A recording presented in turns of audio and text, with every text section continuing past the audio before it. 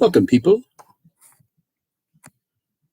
You might be listening to this, you might not be. I simply want to walk through a few things that I posted recently. This is just from about an hour ago, maybe.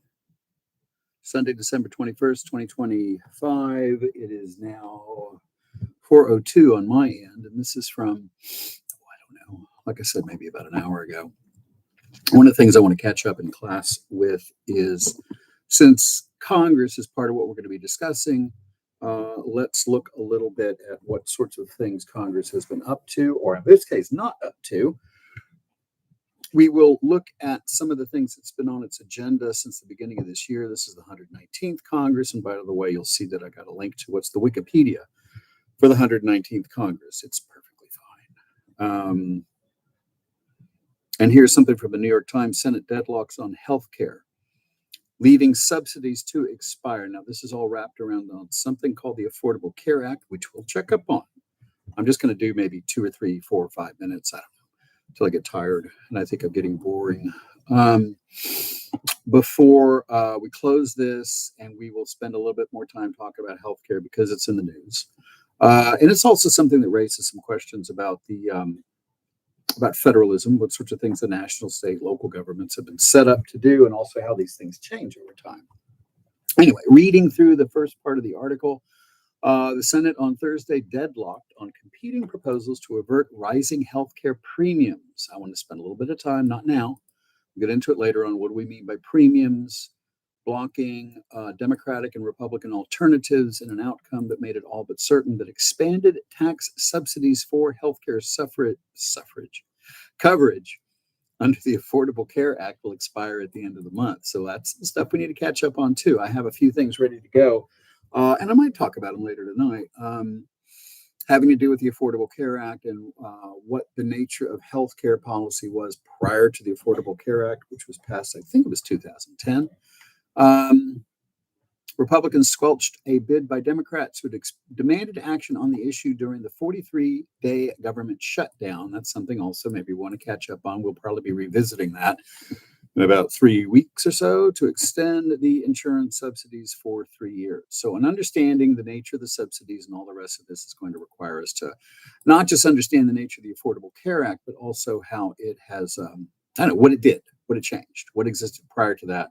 And what's some of the ongoing opposition to it? Some people never really wanted healthcare to be affordable. Democrats turned back a Republican alternative that would replace the subsidies with an expansion of tax-advantaged health-saving accounts and direct payments of up to $1,500 to people who would buy the most basic health insurance plans. This is one of the things Republicans tend to be more in favor of. Private sector solutions, or things that are a little bit more dominated by the private sector, and these things called health savings accounts are part of it. Democrats simply wanted to extend the subsidies.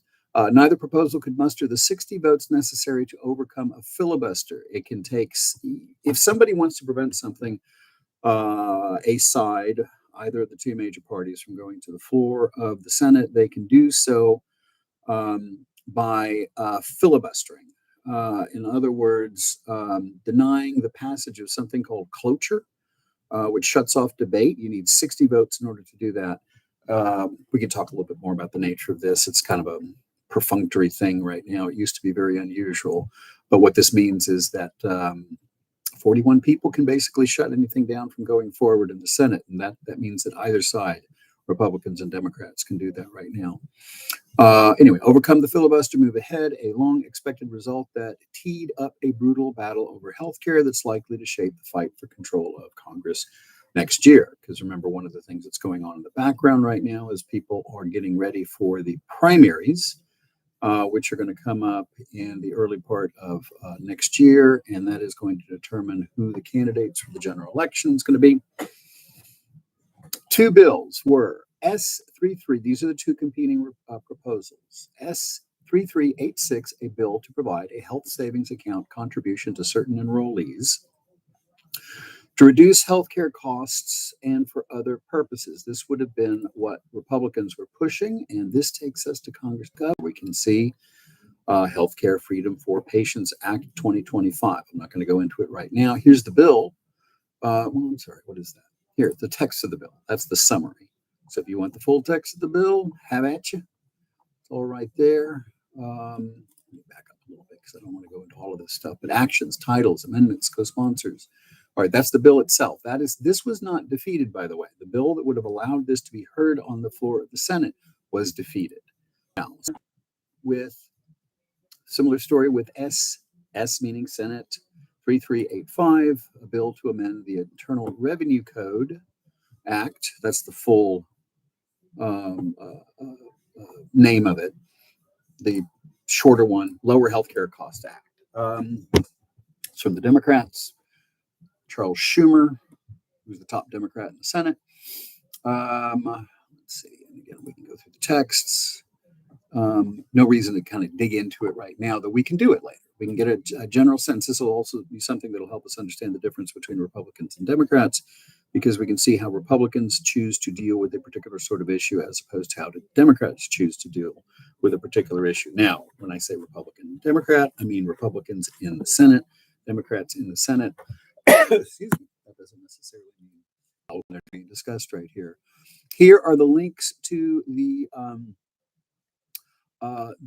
motions. The motion to invoke cloture, meaning if 60 people vote for this, that means it goes for a vote. It failed. This takes us to the Senate site, by the way.